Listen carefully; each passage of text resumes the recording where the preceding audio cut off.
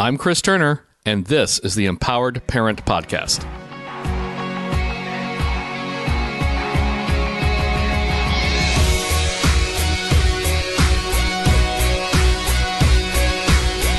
Greetings, and welcome to another episode of the Empowered Parent Podcast. Joining me once again are Ryan and Kayla North. Hi, guys. Hey, Chris. Christopher. I thought we would continue talking about play because we did not get a chance the last time we were together to talk about incorporating play into our everyday lives. Yeah. And so let's give our parents some practical advice here on how they can lighten the mood in their house. Yeah, I think you almost have to plan for it, right? You have to plan. You have to plan to be spontaneous.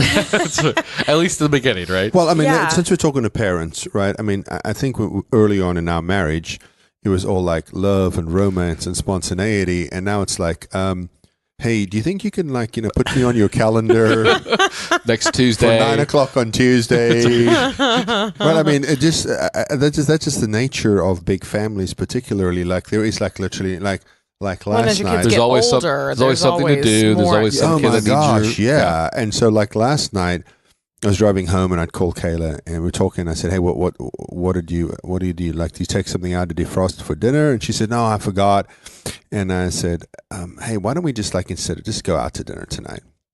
And she said, yeah, that's a great idea. With or without the children? oh yeah, with the children last night.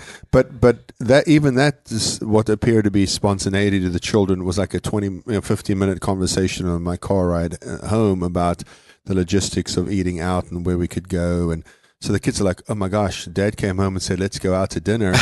They didn't know. That's right. But even Behind that the caused curtain. a little plan. Yeah. But I mean, yeah. that's a great point that I think that even something that we would think of as fun and unstructured as play can be, that you do have to plan for it. Yeah. Well, because I think it doesn't come naturally for most adults. And so, I mean, it's always when I'm talking to families that are really struggling in relationship with their kids, the first thing I always say to them is you need to add in some nurture and some connection, which typically is in the form of play of some sort, right? So if we're adding in that nurture and connection, I'm saying you're adding in 5 to 10 minutes every day. 15 minutes would be awesome. But I know, when you start adding up the number of children that you have in your home and Right. trying to schedule that much time. So I'm like 5 minutes of play or 10 minutes with your most challenging kid, or rotate your kids through, but figuring out a time that you can do that. And maybe it's the same time every day, right? You get your kid up in the morning and you say, we're going to play for 5 minutes while your food heats up, or we're going to play for 10 minutes when you get off the bus after school, or we're going to play for, whatever. You pick a time that's convenient and then you plan for that. And it's amazing how much just that little tiny bit of play does for your relationship, that just little bit of connection that you get. But you have to plan for it because otherwise everything else will get in your way because if you're struggling in relationship, you don't want to play with your kids. Right? I mean, you don't want to connect with them. If you're struggling in relationship with them, it's harder. So, And you kind of have to think about maybe on the fly a lot of times in a situation where can I incorporate the play? Like maybe, especially with maybe slightly older kids, I'm not talking about toddlers, I'm talking later elementary school and into your middle school, they're going to have chores around the house, right? Right. And they're not going to be happy about them a lot of times. Yep. But if you can find a way to insert play, like one time I had a couple of the boys helping me fold towels and washcloths, and they had seen their older teenage brother do this, but once before with a big blanket of, watch, I'm going to make myself disappear. And they throw the blanket up in the air and then run and duck behind the couch or something. Yes. And so they both started doing that and were really bad at it. Not that the teenager's not that great at it either, but they thought it was hilarious. Yeah. And so it was just a couple of minutes interjected into this, jury task that we know we need our clean stuff back in our bathroom, but they still don't want to do it. Right. Right. And it kind of, took that edge off of having to do the chore. Yeah. Because you put a little laughter into the moment so that when you had to get back to doing the chores, you at least had that already in the bank, right? No, I was thinking when you were talking a minute ago about why the importance of planning for play, because we live in the tyranny of the urgent, right? And so the urgent always trumps the important, because we forget that things are important because whether we actually are in crisis management mode or feel like we're in crisis management mode, we know that being safe and feeling safe are two different things. And so if we feel like we're in crisis management mode, we're always in that and looking for the fire to put out, and something as important as playing with the kids, something as important as making sure there's proper nutrition and hydration, something as important, you know what I mean? Like we have families who are like, oh, we're just trying to create a real loving environment. I said, what does that mean? And the mom said to me, well, some nights we eat dinner at 6, some nights we eat dinner at 8. And I said, well, tell me about bedtime. Well, the kids go to bed when they feel like it. I'm like, yeah, I mean, it's the irony was apparently missed because she thought it was a great environment. I'm like, that's why you've come to us for help, because there's this chaotic environment in your home. And so, but we all feel like we live in that chaotic environment is my point. And so if we're always in putting fire out mode, we'll forget to take 10 minutes and play and lose all your money to a 6-year-old in poker. Well, because you think that that's not the important thing. I have to get dinner on the table or they're going to be hangry, right? Or I have to get laundry done because they need it for tomorrow. And yes, those are important things to do, right? Because usually that is what it is. What it is that's stopping us from playing with our kids is usually something that is important, that does need to get done. But, you know, there's always that that poem you see. I remember seeing it a lot when I had little toddlers, and it was like about cobwebs and kids don't keep, basically, was the gist of it was babies don't keep. They're going to grow up. They're going to get bigger. And you kind of go, but I've got to do this, and this. But the reality is you do have to play with your kids, whether they're teenagers or they are toddlers. Yeah. They still need you to connect with them and play with them. And all those other things are still going to be there. But if you're working on this connected relationship with your kids, you got to take the time to invest in the relationship and go, laundry never ends. There's always laundry to do. Testify. Oh my gosh. It's insane. I think like the dirty laundry, like multiplies and makes more dirty laundry. And I'm like, I don't want to put the dirty laundry in the hamper. Except for the socks. Yeah, they the divide. Socks disappear. We have a box of socks that matches. We do too. That sounded like a Dr. Seuss, a box of socks. Right, a box of socks. Do you have some gocks? That's exactly what I thought. Fox taking the socks out of the box. Yeah, we call it the might be. basket. That might be what it is. There's a gocks taking the socks out of the box. I mean, that's right. Yeah, we digress. No, but we call it the to keep the playful theme going, we refer to it as the basket of misfit socks. Yes. It's horrible. But the rest of the laundry, I do think it has babies, like, in the laundry hamper. Did I just get finished doing sheets? Yes. Where are these sheets coming from? It's just constant. But we can get in that mode of, I have to get this laundry done. Yeah. I'm like, there's always going to be laundry to be done. But if my relationship with my kids is not where it needs to be, then I have to prioritize 10 minutes of play, 5 minutes of play.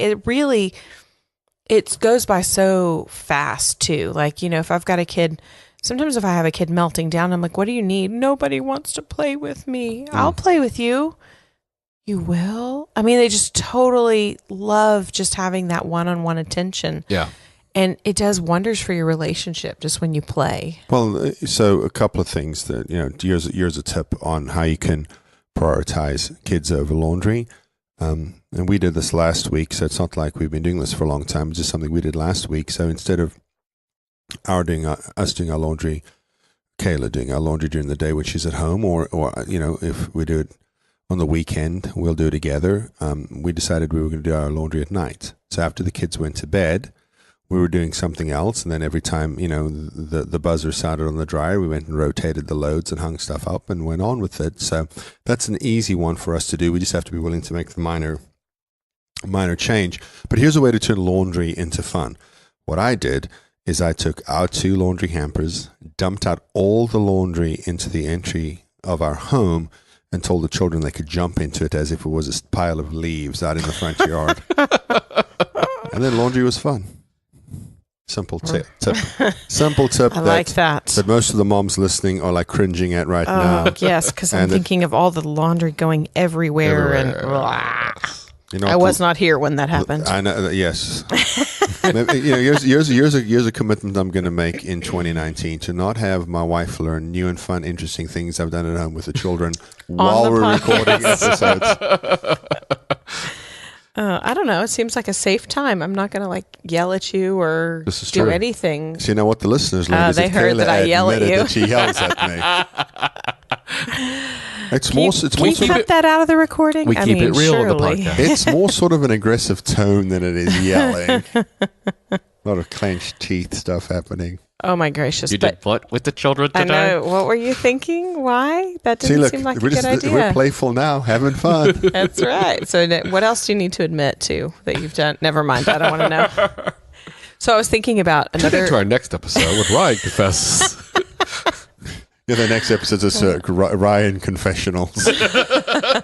Ryan confesses all the things he did that his wife would not approve of. It'll be our most downloaded episode ever. You're right, it would be. Because all the dads are going, yes, I did that too. Oh, goodness gracious. Ryan, that's my boy. No. Okay, so do y'all have the game Quelf at your house? I've never heard of it until you shared it with me earlier this evening. My gracious me. That game, so Quelf Jr. It might be one of my least favorite words, though. It is a weird one. It's QUELF. Yeah. And there's Quelf Jr. I've never played the other, the regular version Quelf of it. So I don't know if that's appropriate for children. But Quelf Jr., oh my gosh, it's hilarious. I don't think I've laughed so hard. Yeah, it was crazy. I remember this game. Yes. I mean, it was one of those games where it's just silly things. It's like nonsense that you have to do, right? It's like you read the card and it tells you to, pretend you're hatching an egg.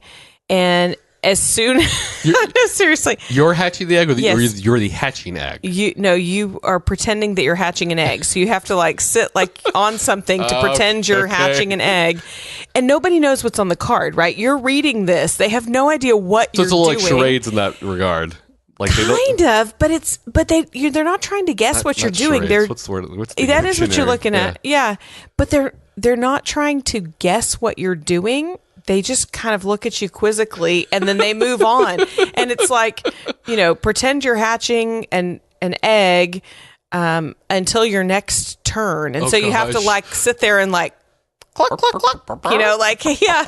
Yeah, it's crazy. Or it'll say, take your left shoe off and balance it on your head for 10 seconds. Or, just the most random. Ew, I don't know what's on the bottom of my shoe sometimes. Exactly. Yeah.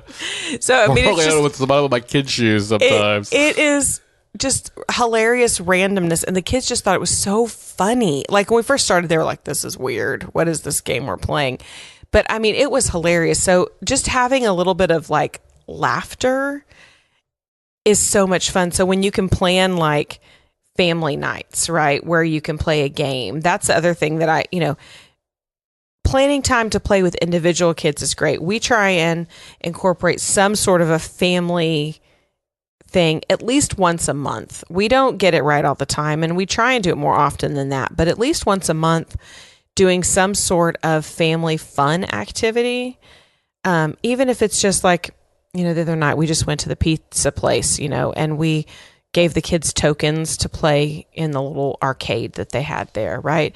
And the kids thought that was so much fun, and they were showing us the games and all that kind of stuff. But there's all sorts of different things, playing a board game or, those fun things. Well, the tokens at the pizza place was insane to me because I had a few dollars in my wallet, $6 or something in dollar bills, jammed that into the machine, and then just divided the coins amongst the kids. And they got these little goofy things the size of a quarter, but it looks like a poop emoji, except it's pink and squishy and stuff like that. I must have been told by my kids, Daddy, thank you for giving us tokens. It was three I'm I've been 5 tokens can you please or something. Stop thanking me for the token. Yeah, it was not much. It doesn't take much. Yeah. Yeah. And I think we forget that. I think we forget that, and I think that particularly if folks are struggling in relationship with their kids, we just forget the laughter. In any relationship, right? when marriages struggle, it's partly because we forget the good times that we've had and stuff, and relationships with kids are no different than that. And the play helps us remember why we like each other. It's like, again, invoking marriage, but it's why if couples do need to go on date nights. It's why couples do need to find a way to get away for the weekend, because at some point you have to remember why you liked each other in the first place, right? So we're going up to Refresh in Seattle to do some training with pastors up there in March. And our friends Keith and Heather Jane are going up to Refresh as well. And I spoke to Keith on the phone today, and he said, hey, Bubba, he calls me Bubba, even though I was not born in the south of the United States. He says, hey, Bubba, man, we're just looking to have some, to have a good time with you guys and hang out, but also got to have some one-on-one time with Mama, because, we kind of just don't get a chance to get away. And so as much fun as the four of us have hanging out, he also, was very upfront saying, look, he has to be really guarded of having time with his wife because life's busy. Yeah. And then the next weekend, we're going to the Sparrow Funds Together Cold Retreat in Pennsylvania with Chris and Kelly. And so we'll have a little bit of a couple's vacation, but also at the same time, we'll wander off and hold hands, and hopefully it's warm enough to be outside in Pennsylvania in March. Could go either way. Yeah. So I think that the same thing's true with children, is that we have to guard some time that allows us to connect and remember why we like each other. And so, sometimes, we'll just walk around somewhere and hold hands like we were still dating, and that's good. Well, I mean, for the kids, you might just have to throw a football around on your way into the house, getting home from work, or play some cards, or anything like that. I mean, it's just simple. It does not take lots to connect with your kids, and I think we forget that. I love playing games with the kids, but I don't often think that's what I have to do, and so that's part of that intentionality that Kayla was talking about earlier. And it's our responsibility, right? We're the adults. We need to lead. But here's the other thing that's sort of convicting. As I say, that is so often when the kids come and say, Daddy, will you? I'm like, oh, no, I can't. I'm busy. And I'm not really busy. I'm certainly not too busy for a 6-year-old who thinks the world of me. And I think about it after the fact that I have in that minute traded 5, 10, 15 minutes with a sweet child who just thinks the world of me. I've traded that preciousness for my email. And then I feel bad about myself. And I think we're getting better at it, because we've had enough of those, oh my gosh, look at the trade-off I've made here. It's why we don't travel as much as we could, because we made a commitment to the kids that we'd be gone no more than 10 or 12 times a year. And so because I don't want to raise those kids who they end up having no relationship with their parents because their parents are concerned about kids, ironically, right? Yeah. And other people's kids. Yeah. Well, but play's a really easy way to do that, because I could spend 4 hours trying to repair some relational wound, or I could spend 15 minutes playing, and that helps repair that relational wound, right? Well, I wish I remembered the stat. I remember Karen Purvis saying it once about how if you teach something in a playful way, a child will learn that like 23 times faster than if you just try to teach them in a traditional way. Yeah. Yeah. The place, it's just so powerful. So that's why I think it's, finding ways to incorporate it into your daily routine, into a regular routine as a family. Yeah. It's so healing. And our families just need that, right? Because so many of our kids come into our homes and they're coming from a place of total fear. Yeah. Where they're always hyper vigilant. Yeah. They're always wondering when the shoe's going to drop. Yeah. And play is a great way to disarm that fear that they have, which is why the third instance of play that we have is a family nurture group. Yeah. I've spoken about it so many times, and I teach families how to do these, and especially like ministry leaders, how do you help a family that's in crisis. And that's my first thing that I say is, if you're going to go help a family that's in crisis, help them learn how to do a family nurture group. Yeah. Because it's such a fun way to connect with your kids, but also to teach them some skills that they need. The right way, wrong way to do stuff. Right the way, kids think wrong that is way. the most hilarious thing ever. Band-Aids. I mean, just giving and receiving care. Yeah. Allowing somebody to put a Band-Aid on your hurts, right? I mean, people always go, yeah, that's just kind of cheesy. And I'm like, I've seen a whole room full of teenagers like try and figure out which poop emoji Band-Aid they wanted to put on their friend, right? I mean, or go, no, I want that one. Those are cool. I want the Hulk one. Yeah. we have I to go to clear the out Dollar Tree the and poop clear them emoji out. Band-Aids. Yeah. I mean, This is one the kids want all the time. You just get some fun Band-Aids and then they love it and they end up covered in Band-Aids. They're like, can we only do one? Like, no, you can do 2. You can do 4. I don't care how many you do, right? But they don't realize how much they're learning in a nurture group. Yeah. Because you can teach them skills, you can show them nurture, you can have fun, you can laugh. I remember doing a nurture group with a family who their youngest was 14, right? So they had like 14, and then I think the older ones were like 18 and 20. They were still living at home. And I was like so nervous because I thought this is never going to work. I've only ever done nurture groups with younger kids, right? Elementary age. And man, I just saw the laughter on their faces and I knew the struggles that they had been having and I knew the struggles that they were having in connecting in relationship. And I'm just watching just the laughter returning to this family. Yeah. And it was just fun. It was fun to see. And so, we'll link in the show notes to just a flow for nurture groups. So you can kind of see it's not set in stone. It's not, you must do this and then this. It's more just what kinds of things can you incorporate into a nurture group, right? I mean, the basics of it are you're incorporating some nurture, some feeding, Band-Aids. You're doing some kind of an activity that's going to teach a skill. One of the fun ones that we like to do is right way, wrong way. We've talked about that one a lot. We did with our teen group, we had silly string, and we were teaching them how to ask permission. And also we were teaching them how to use their voice to get their needs met, right? So we gave each kid a can of silly string and they could only shoot with permission. And so they had to ask somebody, can I, spray you with silly string? And then the person had to respond. So they also were learning, that self-control of waiting to get the answer too.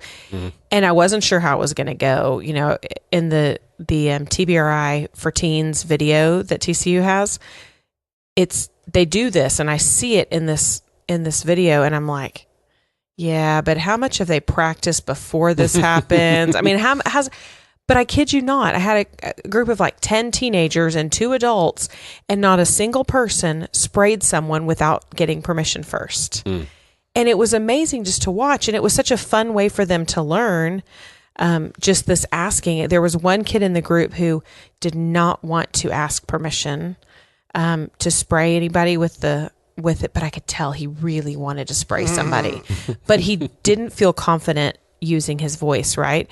And so I was able to kind of say, do you want to spray me? And he was like, uh-huh. And you could see like the nod in the eyes. And I said, you have permission, you can do it, right? And so he sprayed me. And then I asked him if I could spray him, and he said yes. And the next thing I know, he's going around spraying people, right? And it was such a simple and fun way for them to learn this. So many skills were learned just in that one activity, right? Yeah. And they don't know that I'm teaching them all these skills when I do these groups, right? And so when you're in these nurture groups, you're not saying, okay, here we go, we're going to learn some skills today. You're just saying, we're going to do a nurture group. My kids, if I say, if I tell the kids we're going to do a nurture group, they get super excited. They're like, yay, can I be the first one to do, Band-Aids, or what are we going to feed each other today? And you have to be creative sometimes. And I don't have a list of like a zillion activities to do, but some of the same ones we do over and over again, like right way, wrong way. We do a lot. We do feelings games a lot. And the kids they love them, and they're learning so many skills just doing them, and it's fun. I mean, we laugh and we have a good time. Yeah, it's not just the skills that you talked about that they're learning, but they're also learning basic attachment skills. Yeah. Like, Jude Cassidy's hallmarks of secure attachment, one of them is the ability to seek and receive care.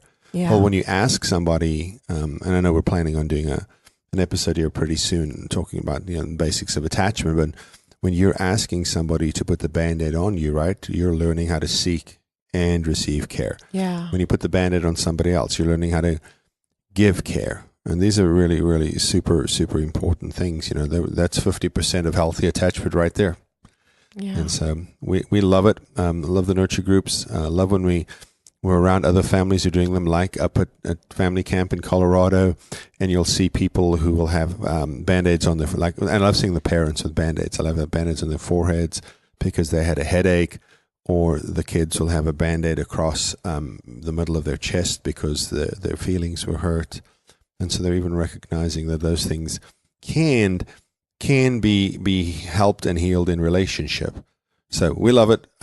We'll, like Kayla said, we'll post. You know what we should do? We should make a video of us like doing a nurture group or with kids, or actually make a video of other people pretending to be us doing the nurture group with a bunch of kids pretending to be our kids or something. Yeah, that'd be fun.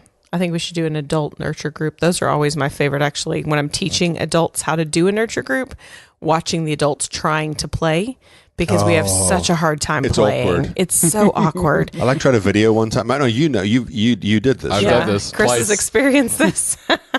And so, yeah, I mean, it's hard. But it's hard. fun. It's fun. It's a good thing. So get out there and play with your kids. Yes. Yeah. Get that dopamine and serotonin flowing. Yes, right. absolutely. Everyone will be better off for it. Yes. Well, once again, Ryan, Kayla, thank you so much for being on. Absolutely. Fun as always. If you have some questions about incorporating play and you'd like to squeeze it into 280 characters, you can always tweet it to us at One Big Happy Home. I imagine most folks, though, are going to need a little bit more room, so feel free to email us at info@onebighappyhome.com. You can also post questions in our Facebook group that we have just for podcast listeners. Search for the Empowered Parent Podcast community. You can subscribe to this podcast in iTunes, the Google Play Store, or on Spotify. Just search for the Empowered Parent Podcast. If you've enjoyed and gotten value from our show, we would appreciate a review in any of these locations. The Empowered Parent Podcast is committed to helping parents of foster and adopted kids through connecting, correcting, and empowering principles. Thanks for listening.